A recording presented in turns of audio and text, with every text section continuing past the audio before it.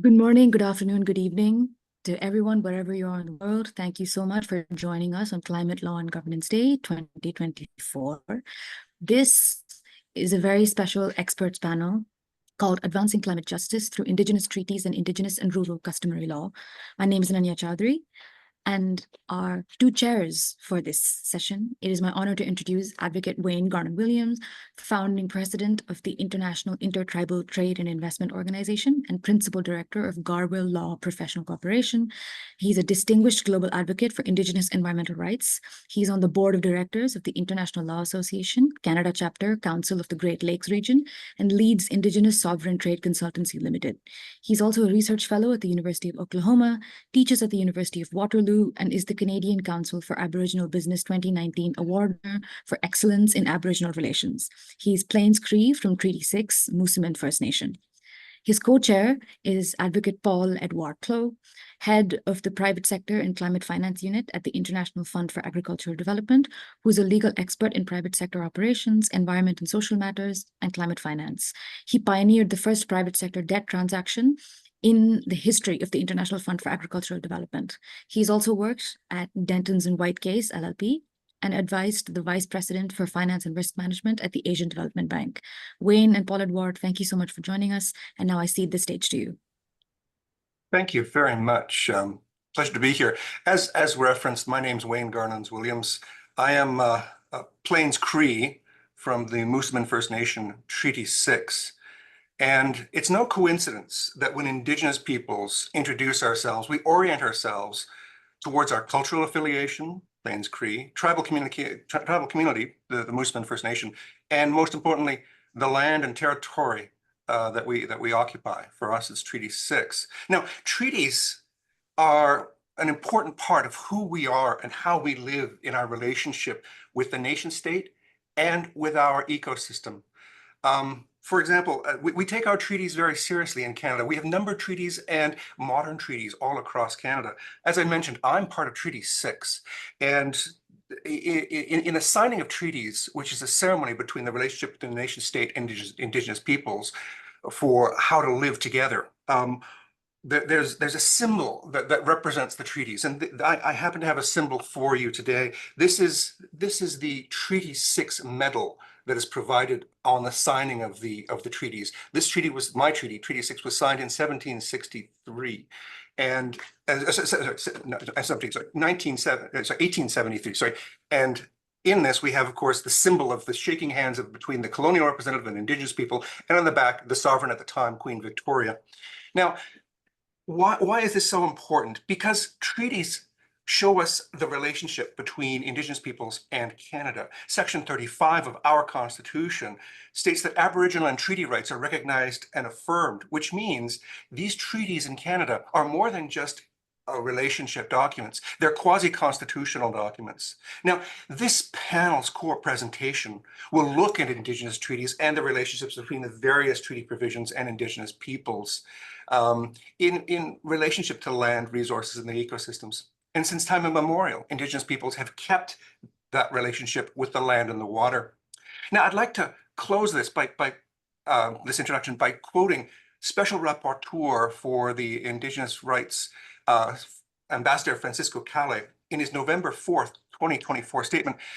He stated in part the need for Indigenous peoples to play a more important role, an assertive role in this COP process, where he said, quote, in 2015, the states adopted the Paris Agreement, pledging their respective human rights to all climate actions. However, all the parties met for COP27. Little progress has been made in the area of human rights and climate action. Now, the United Nations Human Rights Council has stressed that human rights and obligations and standards and principles have potential to inform and strengthen international regions and national policy areas, thereby promoting policy adherence, legitimacy, and sustainable outcomes. However, human rights and the financing required to realize these rights have yet to be mainstreamed in climate action discussions, including in the annual COPs. The negative effects of failing to reduce greenhouse gas emissions are disproportionately suffered by Indigenous peoples and other communities who are already disadvantaged in their situation, and not enough financial resources are being allocated to these high priority concerns. And the last thing, one of the things he said when he was addressing the United Nations and asking nation states to make an effort, he said, quote, for all these reasons, he called on the states to, quote, allow for the full and effective participation of Indigenous peoples and civil society, including human rights defenders, grassroots organizations, women-led organizations in decision-making processes at all levels of the COP process. Indigenous peoples and civil society play an essential role in advancing of climate change, climate action, and their voices must be heard, unquote. And that's the point that I wanted to make, is the fact that we're here to listen, to learn, to see how Indigenous people and treaties and the relationship to the environment can play a role in furthering the larger goal of having sustainable economic development and climate sustainability. So with that being said, I'll pass the mic, and we'll start the process. Start the next session. I believe we have my co-chair, Paul-Edouard, is going to say a little introduction. Paul-Edouard, the floor is yours, sir. Thank you very much, Wayne. It's a true honor to be with you today. And thank you for this inspiring introduction. I'm Paul-Edouard Clos. I work at IFAD, and I'm a professor at Sciences Po. At IFAD is a UN specialized agency, and we invest in rural people. We value the rights, the knowledge, and the voices of the indigenous people. This is why I'm so pleased that we are with you and at this CLDG event. Wayne, we have two bright scholars that are going to make a presentation on Indigenous Treaty and customary rights. Elena Cox is an analyst for the Indigenous Policy team at Parks Canada. She's involved in various efforts related to Indigenous people. And Eva Wu is a law student at McGill University. The floor is yours, Elena and Eva. Thank you.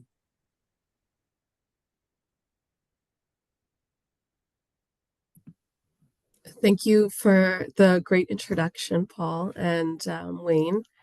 Today, we are going to be talking about advancing climate justice through Indigenous treaties and Indigenous and rural customary law. So in 2015, the United Nations Sustainable Development Goals had set a global agenda for the development towards 2030, while the United Nations Declaration of the Rights of Indigenous People set the standards affirming the rights of Indigenous peoples internationally as the world progresses along the Sustainable Development Framework. The project that we've been working on for the past few years has aimed to analyze and dissect how the Sustainable Development Goals and the Articles of UNDRIP are fostered by and intertwined with treaty implementation, primarily through the lens of Canada's modern treaties with Indigenous rights holders. So we are here today for the United Nations Framework Convention on Climate Change. This convention is an international treaty among countries to combat the dangerous human interference with the climate system.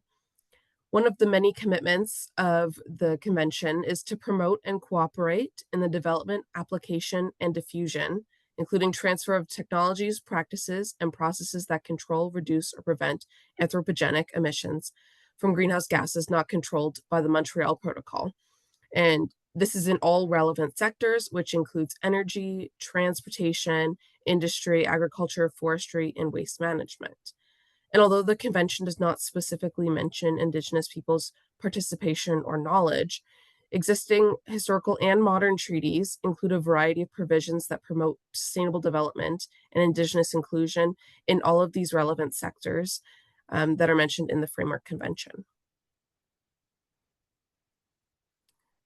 So as you can see, there are multiple treaties, both internationally and nationally here in Canada, that support the Sustainable Development Goals. And you can see on the next slide, there are many that also go towards SDG 13, climate action, including the United Nations Convention on Climate Change. So there are a few legal frameworks here in Canada that are for Aboriginal rights and collective rights of distinctive Indigenous societies based on their status as original people. Here in Canada, Aboriginal rights are largely governed through three legal mechanisms. These are the Constitution, Section 35 of the Constitution Act of 1982. It includes Aboriginal title to land, self-government, and cultural rights as confirmed by jurisprudence. Then we have the Indian Act of 1876, which defines what is an Indian, which we call Indigenous people, regulates band membership and government, taxation, lands, resources, money management, many, many matters. And then we have treaties, which are historical and modern. Their inherent Aboriginal rights are further augmented through either a historic or modern treaty agreement. Each treaty includes a variation of reflective of negotiation processes between Indigenous and Canadian governments. They include a lot of specific benefits that are legally binding obligations, and the government must fulfill them because they are legally binding. And these were made with free, prior, and informed consent. This was formally introduced through UNDRIP, but free, prior, and informed consent is integral to upholding Indigenous rights and ensuring effective participation in decision-making. It's a prerequisite step to relocating Indigenous peoples, implementing new development projects, administering laws, and protecting Indigenous land from hazardous materials. So there are many extractive economies such as Canada, US, New Zealand, and Australia, which were the four countries that originally voted against UNDRIP. And this was in large part due to their concerns of relinquishing power to Indigenous people regarding decisions, especially for natural resources and land management. So free, prior, and informed consent is free. It's given voluntarily without coercion. Prior, it's sought sufficiently in advance of starting activities. Informed, it's information is provided when seeking, and it's throughout the decision-making process, not just at the beginning. And consent is a collective decision that's reached through customary decision-making processes, and consent is ongoing throughout the process. So when we were looking at treaties in Canada, we focused mainly on modern treaties that were post-1973 and began after the Supreme Court of Canada recognized Aboriginal rights for the first time in a court case. The decision, Calder et al. Versus the Attorney General of British Columbia.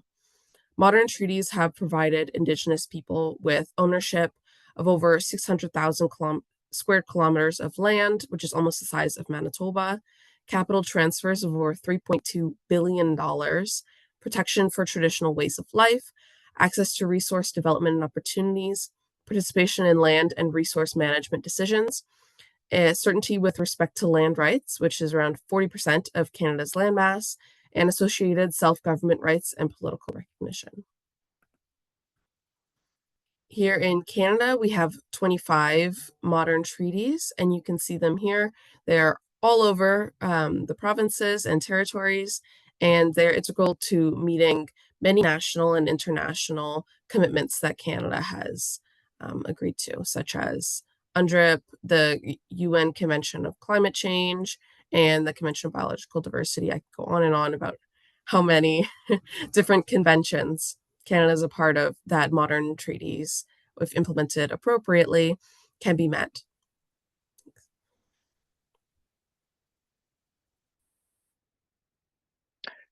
So thank you, Elena, for the introduction. I'm going to take a deeper dive into some of these modern treaties that Elena had introduced. So the crux of our research that we've been doing over the last few years has been analyzing the textual context of these modern treaties, as well as some other international treaties, either from other countries or international instruments that help give us an idea of whether or not treaties with Indigenous people have really been able to foster or frustrate the Sustainable Development Goals, including goal number 13 for climate action. In the Canadian context, these modern treaties have, as we've learned, been able to foster the SDGs and UNDRIP through a variety of different principles and textual analyses and criteria.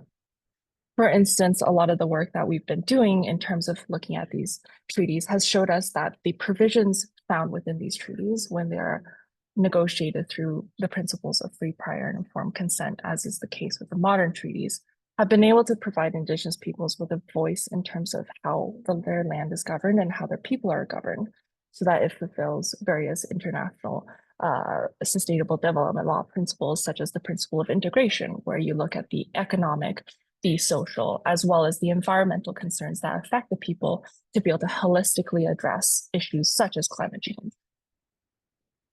One of the treaties that we looked at was the Champagne-Anishinaabe First Nations Final Agreement, which is located in the Yukon, which is a territory in the north of Canada. One of the examples of the provisions, many of which have implications for various sustainable development goals, but one of the provisions that we looked at is in Chapter 18. Here it states that the Yukon First Nation would be able to restore a quarry in accordance with commonly accepted land use standards, appropriate cleanup, and recontouring. This quarry was a crucial element in terms of the negotiation of this treaty, and is also incredibly important for being able to help the communities in this treaty area be able to sustain their traditional ways of practice in terms of subsistence hunting, as well as gathering, to be able to live a way of life that not only fulfills the needs of the community, but also fulfills the needs of the environment and to protect it. In general, when looking at this within the framework of the other treaty clauses in the modern treaty itself, we have found that it works towards facilitating Target 13.2, for example, in which case there are various measures and policies that are enabling strategies and plans that foster the Sustainable Development Goal. In terms of the conclusions of our analysis through the various treaties that we have analyzed, the overarching element is that these modern treaties are very innovative in terms of being able to bring Indigenous peoples and the colonial government to the table to negotiate agreements that they can both be relatively satisfied with in terms of how the land and the people are governed. These are novel in terms of what exists in the world. These are very innovative in terms of how they're able to bring people together. But the last part that we do see a certain amount of improvement that can occur, improvement being a very general and more gentle word of phrasing it, but like the legal obligations that Elena had spoken to need to be affirmed and observed in a much deeper way. The agreements that have been negotiated are being implemented to certain degrees, but the observance and the fulfillment of these implementation processes needs to be further fostered. For example, the British Columbia Treaty Commission is one of the organizations out on the west coast of Canada monitoring the implementation of modern treaties and making sure that these legal obligations are observed. Other Indigenous treaties that we looked at include ones from the United States, such as McGirt v. Oklahoma, from New Zealand, the Treaty of Waitangi, and from the Andes, including agreements between Chile and Bolivia. All of these treaties have elements that relate to how colonial sovereignty and their definition of colonial sovereignty have impacted Indigenous peoples, and also what is the next step in terms of Indigenous people being able to manage that land and manage their people in ways that have fostered not only their well-being, but also the well-being of the environment and issues such as climate change.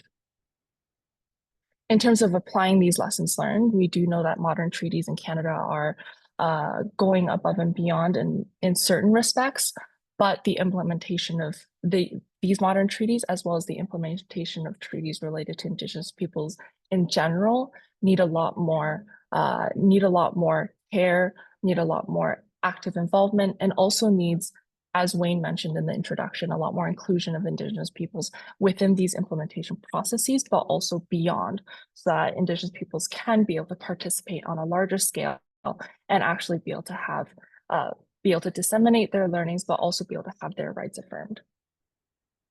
Certain other international treaties that we looked at do affirm elements that mirror the modern treaties and also help provide an international framework for establishing biodiversity, climate, sustainable development goals.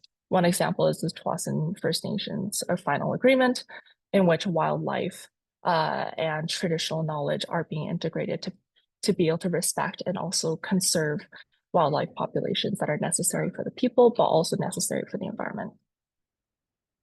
And finally, one example that really helps advance all of this is the treaty called the Indigenous Peoples Economic and Trade Cooperation Agreement. This is an agreement that I welcome you folks to all look into, and our chair, Wayne Garnons-Williams, is really the expert here in terms of his role in making this treaty a reality.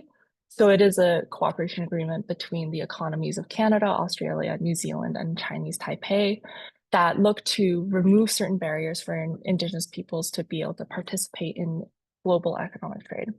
So this enables Indigenous peoples to be at the forefront of these trade activities, to bring their cultural knowledge, traditional cultural knowledge, and traditional cultural expressions to the forefront.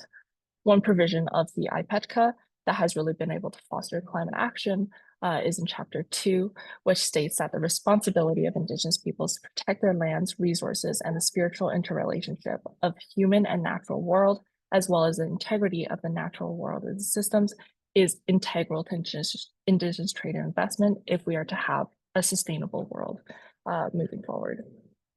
And this is just another example of a way that the IPETCA has been able to foster this, especially in terms of prioritizing the cultural values and norms of Indigenous peoples themselves. Thank you very much.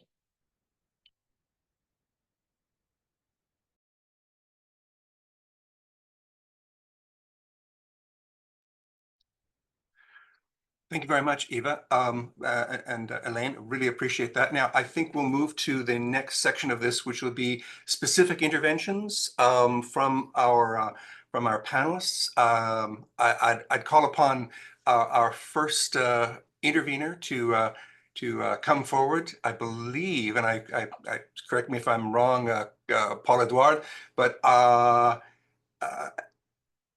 Hanye is our first intervener. Is that correct? This is correct. Anye, you have the floor. We are aware that you are about to catch a plane. Hopefully, you are still with us. Anye, you have the floor. Now, Thank you.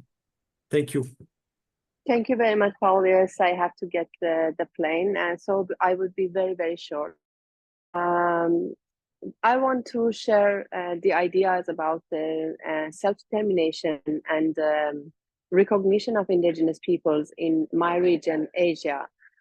If I want to introduce myself, it has been said that I am the Asia representative to the UN Permanent Forum on Indigenous Issues, but how I can even represent more than 2 million individuals, Indigenous individuals that have their distinct culture, knowledge, and languages, which is about more than 2,000 distinct culture and languages. I'm so sorry about the noise. I'm so sorry. It is very difficult to represent these very excellent individuals, Indigenous individuals in this region. And when I want to talk about the self-identification, the self-determination, and even the identification by the states, it is so sad to share with you that among 48 countries around Asia, just 3 of them recognize Indigenous peoples. They are Philippines, Nepal, and recently Japan.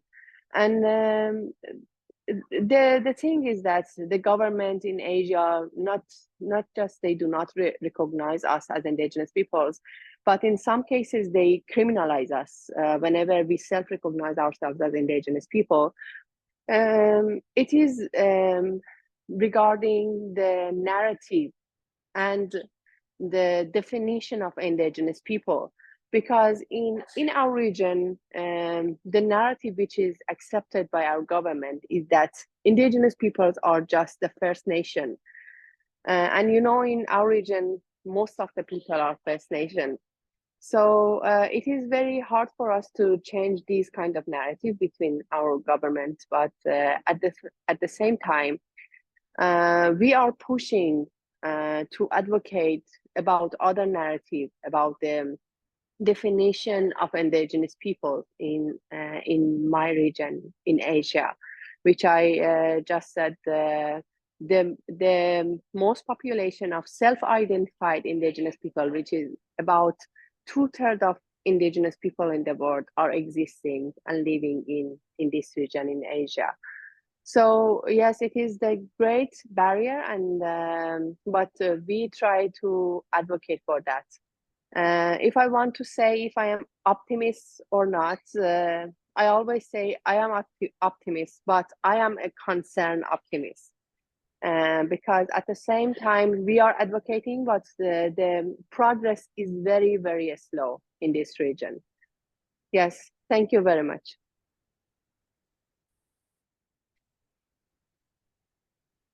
Thank you very much, Hanya. I believe now for our second intervener, Daphne Shi, Paul-Edouard, am I correct? Yeah, no, Rosalie will be the sorry, one now. Rosalind, I apologize. Yeah, Russell. It's fine. So I'm very pleased to introduce her. Rosalind is a star. Despite a lot of struggle in her life, she completed high school and teaching course. She's a principal of the Makarundaba School and a member of the Guerreiras da Floresta Group, vice president of Virazu Community Association, and a member of the State Education Council. I'm going to ask Adriana to translate at the same time. If Adriana, you can just introduce Rosalind. Yes, Please. thank you, Paul-Edouard. Rosalind, vou introduzir lá. Rosalind concluiu o ensino médio e o curso de magistério, é diretora da Escola Maracabunda, integrante do grupo Guerreiras da Floresta, é vice-presidente da Associação Comunitária Uraçal e membro do Conselho Estadual.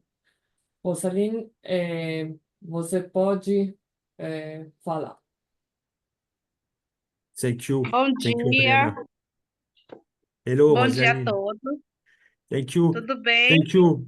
Tutto bene. Thank you, Rosalind. I have a question for you, Rosalind.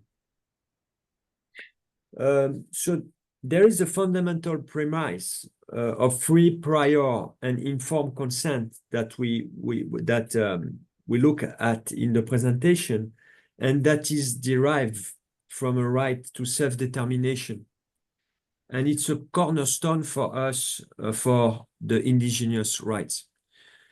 And I would like to ask you, how does this materialize on the ground in Brazil, in Amazon? You work with us in Amazon, and your community in particular. I will ask, please, Adriana, to translate this question. Thank you. And the second question is, how do your community reach a collective consent? Thank you very much. Thank you, If Paul-Edouard. Adriana, you could translate. Yes. Existe uma premissa fundamental de consentimento livre, prévio e informado, derivado do direito de autodeterminação, que é um princípio fundamental dos direitos dos povos indígenas. Paul-Edouard gostaria de saber como isso se materializa no terreno do Brasil, na sua comunidade em particular. E dois, gostaria de saber como é que a sua comunidade chega a um consentimento coletivo. Eu gostaria primeiramente, de se perguntar se vai ter alguém para traduzir. Tem algum tradutor para traduzir? E eu vou traduzir do português ao inglês. É do inglês ao português. Não deu para me ouvir muito bem a primeira pergunta.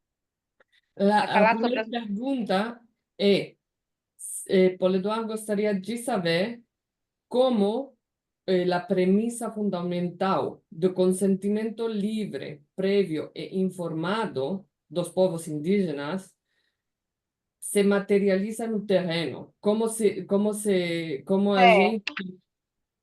Certo. Então, ela... primeiramente, tá. Posso falar? Sim. Primeiramente, eu quero me agradecer por essa oportunidade muito importante de eu estar participando desse momento. Eu sou a Rosilene, como foi falado, Rosilene Guajajara, uma liderança indígena da terra indígena Caru, aqui no Maranhão. Hoje estou secretária adjunta dos direitos dos povos indígenas dentro do governo do estado do Maranhão. A consulta livre prévia informada, para nós, povos indígenas, ela é fundamental. Ela é de extrema importância que a consulta livre prévia informada ela vem acontecer dentro dos territórios com em relação a qualquer tipo de atividade, empreendimentos, né? Então, a gente defende a importância da consulta, que os povos indígenas devem ser consultados nas suas bases, né? Se concorda ou não com determinadas ações previstas dentro dos seus territórios. E tendo em vista que hoje temos trabalhado com os povos indígenas a importância de todos os territórios terem o seu protocolo de consulta, porque é uma ferramenta que vai garantir ali a segurança e a participação dos povos indígenas em qualquer ações previstas dentro dos seus territórios. Perfetto, grazie. Obrigada, Roseline. She first wants to thank all of you to be part of this important event. She's an indigenous leader of Maranhão. She's the secretary of the junta in the state of Maranhão. And she says that free and informed and prior consultations are fundamental for any type of activity that takes place in her region and in the entire country. Indigenous communities must be consulted at all times, and she has been pushing for territories to have a consultation platform for this to happen. Obrigada, Rosaline. Pode continuar. Certo. E hoje, assim, eu gostaria de falar um pouco dos principais desafios que os povos indígenas hoje enfrentam dentro dos seus territórios, né? Um deles, o primeiro desafio, que é de extrema, assim, que para os povos indígenas é muito agravante, é a lei do marco temporal, a PEC 48. Então, assim, esse é um desafio imenso que os indígenas vêm enfrentando em todo o estado brasileiro, né? Uma vez essa PEC, o marco temporal, ele vem afetar os povos indígenas diretamente, né? A gente sabe que o marco temporal ele é uma tese jurídica que altera totalmente a demarcação, a política da demarcação das terras indígenas no Brasil. Então, esse aí é um dos grandes desafios. E o outro ponto é o enfrentamento mesmo das mudanças climáticas. Hoje, os povos indígenas, eles se organizam internamente com suas organizações de base, buscando estratégias, ações estratégicas para combater, né, a crise climática e buscando iniciativas como recuperação de áreas degradadas, fazendo o trabalho de monitoramento e vigilância territorial, e assim, onde tanto os homens e as mulheres estão envolvidas nesse trabalho, garantir a proteção do seu território preservado. Por quê? Porque ainda dentro dos nossos territórios existem povos que vivem em isolamento voluntário. Então, a nossa responsabilidade também de garantir a segurança desses povos dentro do território, né? E uma outra questão também que é muito importante é hoje garantir... Roseline, Oi. thank you so much. We will ask Adriana to translate because we would like also to hear the others. Thank you so much. Adriana, if you could translate. Yes, absolutely. Roseline says that the main challenges of indigenous peoples are two so far. First, the delimitation of the territory, the policies of demarcation of indigenous peoples are primary to preserve the territory and therefore exercise the rights. And another challenge is climate change. The climate change has been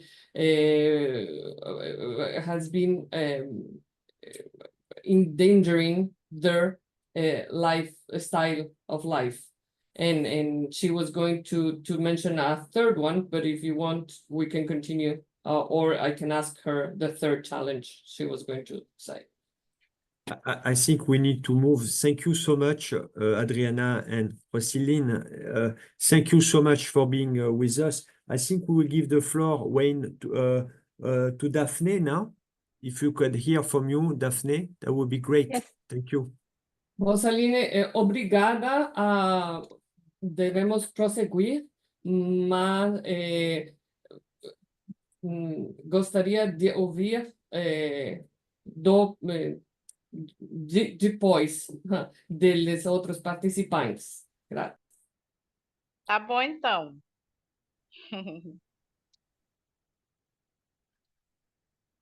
Great.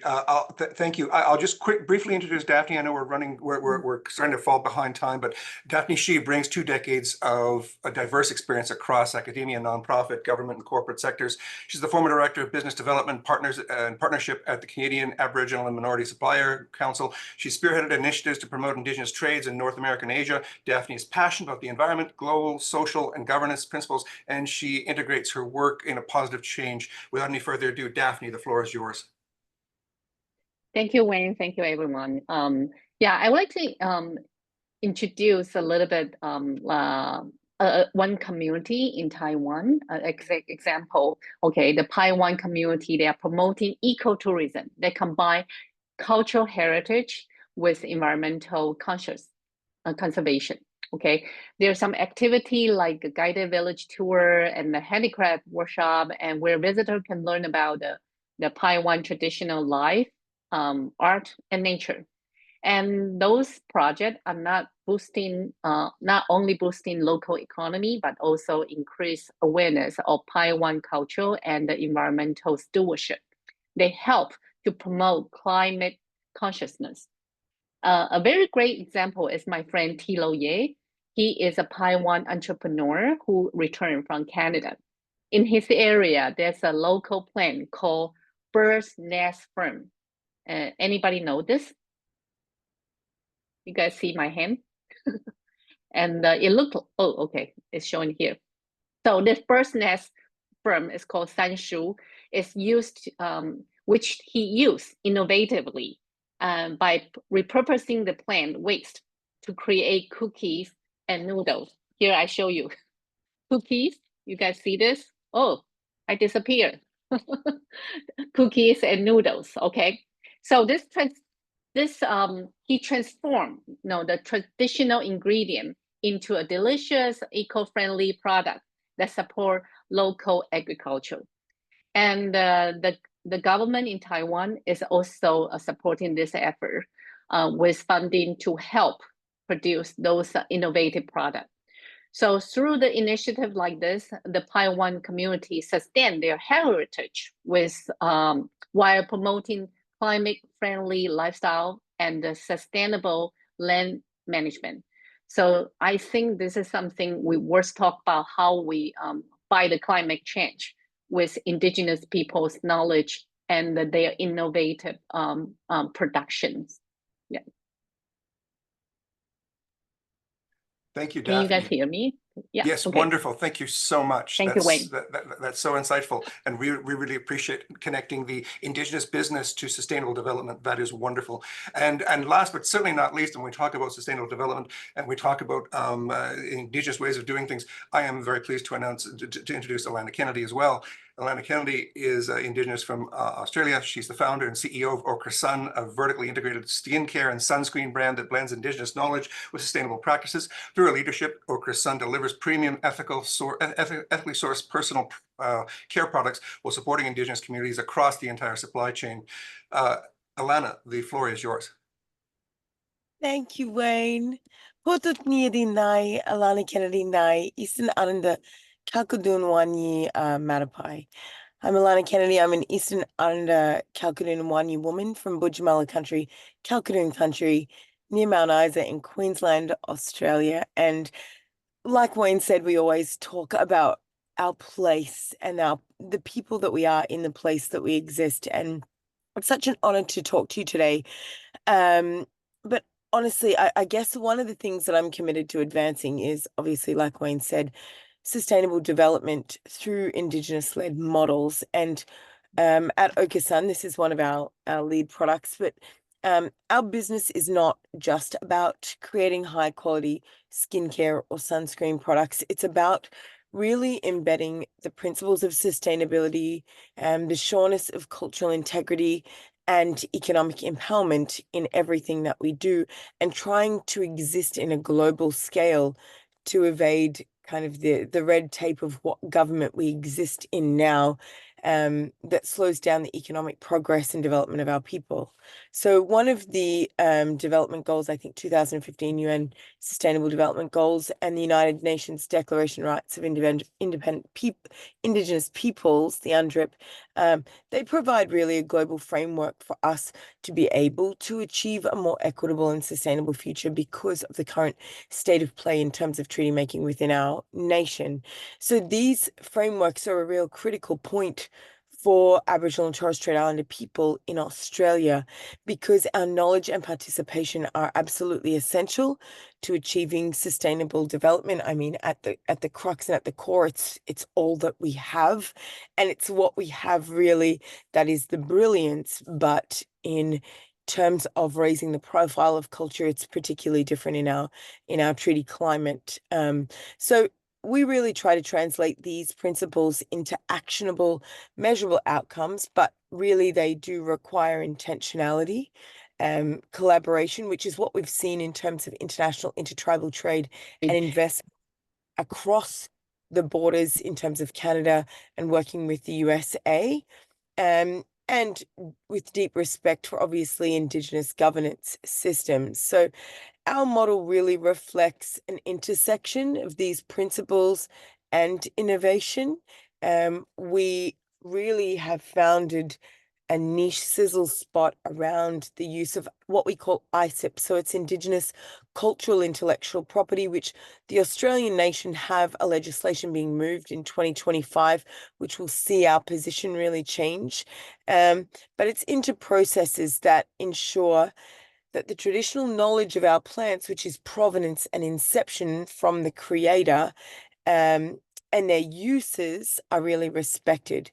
And what we want to achieve is licensed and integrated knowledge into product development, which we have done in a lead sunscreen to test the appetite globally, and now obviously wanting to scale that for ourselves in commercial brand, but obviously white label that for global expansion and other interaction from Indigenous tribes or all over the globe. So the model doesn't necessarily only offer or foster environmentally sustainability, but it's about creating really a pathway for all Indigenous communities to benefit from economic opportunities, and it's all based on provenance of cultural knowledge. And we've really seen this with Chileans and Peruvians and different tribal interactions within the International Intertribal Trade and Investment, IITIO platform, which is something that we pride ourselves on, which is really global participation.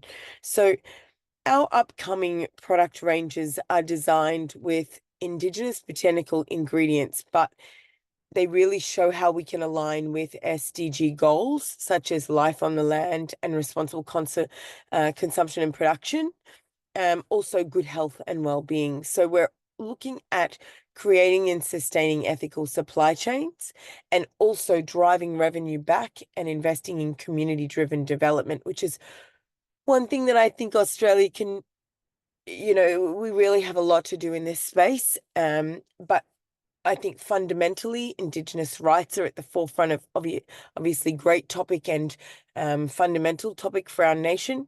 But I think they're well articulated in UNDRIP, and they're very much central to our operations. So I think the modern treaties, such as that with Canada, they offer great and valuable insights.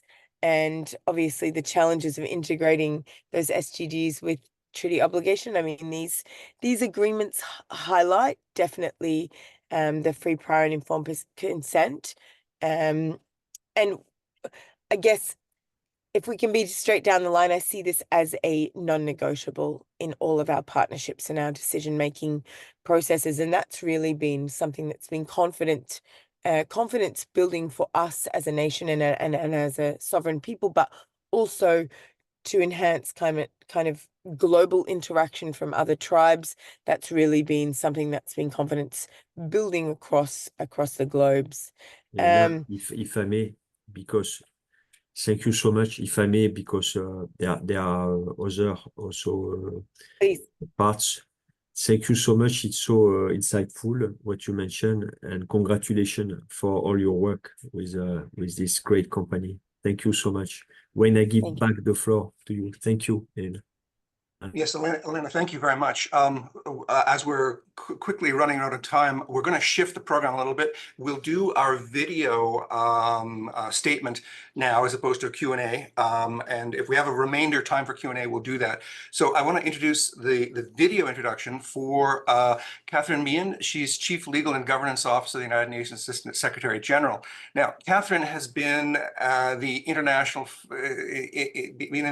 Fund for Agriculture, IFAD's Chief Legal and Governance Officer since 2017.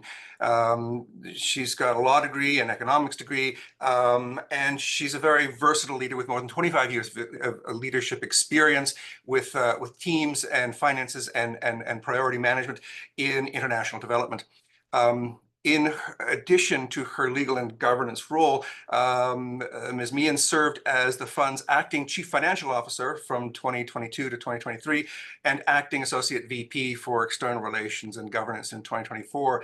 So with that being said, while she couldn't be here today, she wanted to, her heart's here. And so she's given us this wonderful message. And if we're ready to go, let's play her video message, please.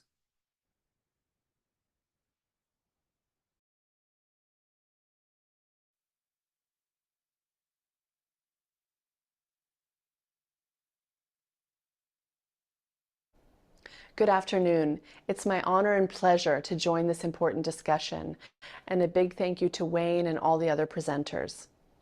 As we confront the climate emergency, the fact remains that those who have contributed least to the crisis are often the hardest hit, and this includes Indigenous peoples. A recent study showed that forests managed by Indigenous peoples in the Amazon were strong net carbon sinks, effectively removing 340 million tons of CO2 from the atmosphere every year in the 20 years to 2021. In contrast, lands not managed by Indigenous peoples were a net carbon source, producing and emitting 270 million metric tons of CO2 in the same period. Indigenous peoples have contributed very little to the causes of climate change, but their lands and their culture are paying a heavy price. IFAD's mission is to invest in rural people to overcome poverty, achieve food security, and build resilient livelihoods. We do this in partnership with rural people and their organizations. IFAD works in all settings where Indigenous peoples live: the mountains and the hills, the valleys and the plains, the islands and the shoreline. For almost 50 years, IFAD has been working closely with Indigenous peoples who themselves lead and are at the center of the projects. Currently, IFAD projects are set to reach 5.6 million Indigenous peoples in over 44 countries globally. Recognized as the stewards of nature and biodiversity, the knowledge of Indigenous peoples can guide us in transforming food to climate change.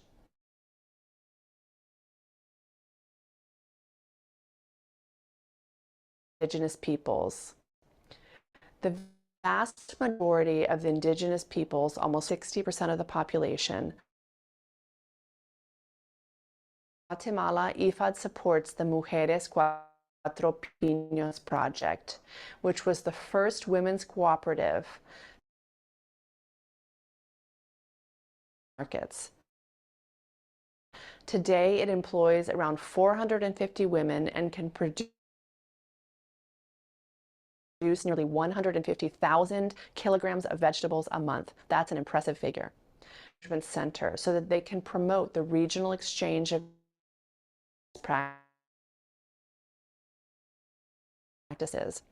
Today, the women running this project not only produce enough food to feed their families and their communities in a healthy way, but they also export internationally. This exemplifies how targeted investment and support on Indigenous communities fosters sustainable development and enhances food security. And today, together, we need to protect the forests for future generations.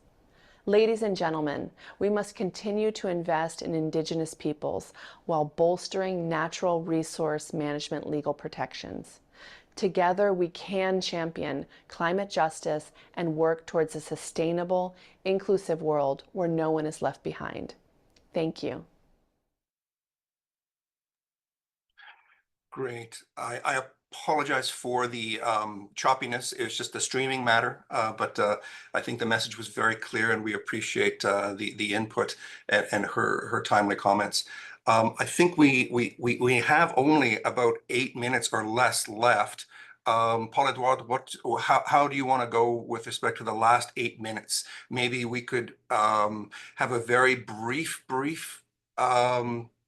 question period. Extremely brief, but Paul-Edouard, so I'm in your hands. What do you want to do? Yeah, I think we can have an open Q&A, right? And interact. And Wayne, maybe you can start by, I think there were so many interesting, intervention. Maybe you can start, and then we'll follow the flow, and we will also take some questions that we receive on the chat. Thank you. Sure. My initial question, I guess, is directed to our principal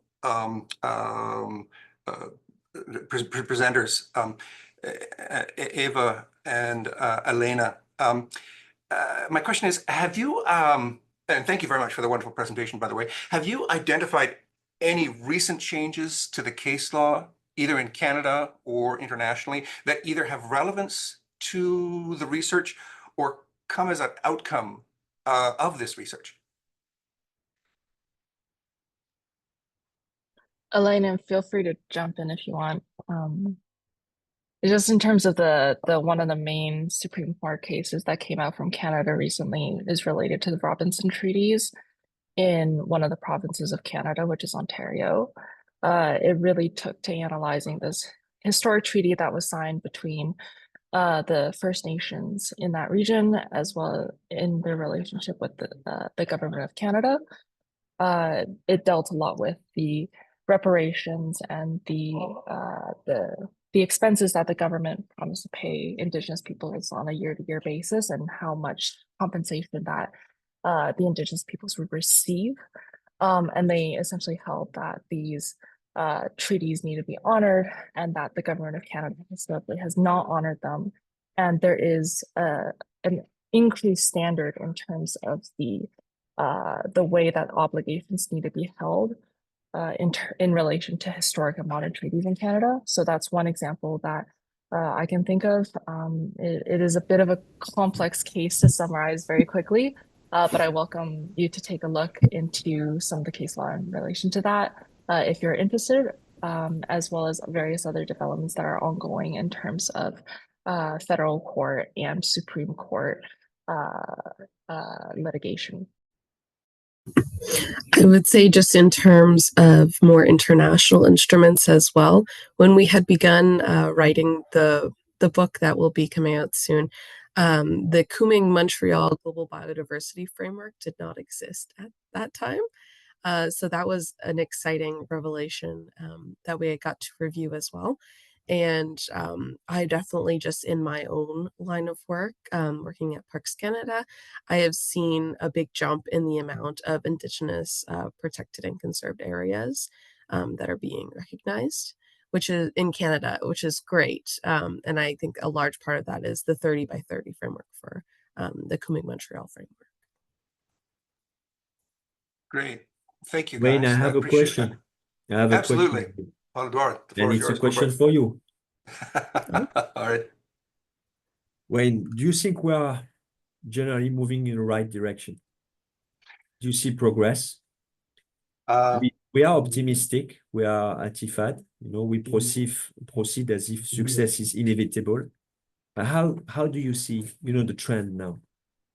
Thank you. From a relationship between Indigenous people and the environment, I think the global report of 2020 summarized it best, where Indigenous peoples make up only 5% of the world's population, and yet Indigenous peoples are stewards of over 80% of the land mass. So that obligation is clear, and it's an obligation with an opportunity for nation states to see the fact that there's an opportunity to look at the way Indigenous peoples have managed the ecosystem, managed their biomes from time immemorial to today, and not necessarily adapt to the Western economic model of just harvest, take, but to give back to the land, give back to the water, and maintain the concept that we are only stewards of the land. We're only here for a very short period of time, and that we have an obligation to pass on this good environment and sustainability to our next generation, the generation after that. The seventh generation principle is something that is alive and well to preserve the world, to preserve the resources for not just us, not just our children, not just our grandchildren, but generations far long gone after we're dead and gone. That's our obligation today, now. And nation states need to see this. So am I optimistic? I'm optimistic that we're having these kind of conversations. I'm optimistic that nation states are participating in these kind of conversations, and they're starting to listen. So progress is being made little by little, and I'm always hopeful. It's otherwise we live in a world where we're just one uniform mass of consumption going towards extinction, and that's not the way I see it. I see us as having an environmental obligation, and we can learn a lot from Indigenous peoples of how they have stewarded the resources since time immemorial. I fully agree. Can I make an example? Yes, absolutely. Daphne. Go ahead. So like in Taiwan, there's a climate change response act. So the government trying to consider the interests of Indigenous people and when responding to climate change. So they consult with Indigenous people before making decisions that affecting their land. So this is one of the things. And that they also work with Indigenous people to manage nature's carbon sinks in their regions. So this is something the smart governments trying to show their interest and share their right and interest of new carbon sink with Indigenous people. Great, thank you. We have 5 minutes left before we are automatically cut off. So I suggest we move towards the concluding aspect of this, so that we're not arbitrarily cut off and it feels like we're thrown out. So I would ask that we share our closing remarks, and I believe Phoebe, you and I are sharing the honors of providing closing remarks now. And maybe both of you could address some of the questions your moderator has brought forward from the Q&A in the chat. This is your professor here, and it is something that you could address in your closing remark, Phoebe. I can briefly address some of the questions very briefly. One of the first ones was what are the qualifying criteria of an Indigenous treaty? Who are Indigenous peoples, and what is Indigenous? First of all, what is Indigenous, or who are Indigenous people? The United Nations UNDRIP, the United Nations Declaration of the Rights of Indigenous Peoples, deliberately during the negotiations left out the definition of who and who is not Indigenous. And the reason why is it was part of a compromise to get UNDRIP passed in the United Nations, in the sense that nation states didn't want to be told who and who is not their Indigenous people. So it was left to each nation state to determine that criteria. So that's that one answer. And the question is, what else? What's qualifying as an Indigenous treaty? Well, an Indigenous treaty is, of course, a relationship between typically the nation state and their Indigenous peoples concerning land, the use of land, territory, the spirituality and connection with respect to that territory, and how they're going to live together in that area, generally speaking. So I know there's a lot of other questions, but we now have 4 minutes before we're cut off. So I'm a little worried about that. Shall we have some closing remarks before we are abruptly cut off? Would that work? Yes, please. I'm happy to kick off. I just want to say a big thank you to Wayne. I want to say a big thank you to Wayne because it's so reassuring to meet someone who is as passionate and committed to this area as you are.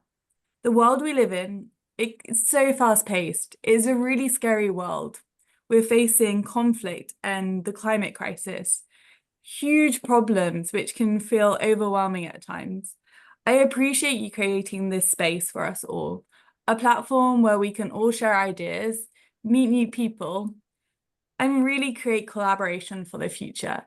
This space today is really special. I feel really lucky. So thank you very much for creating this platform.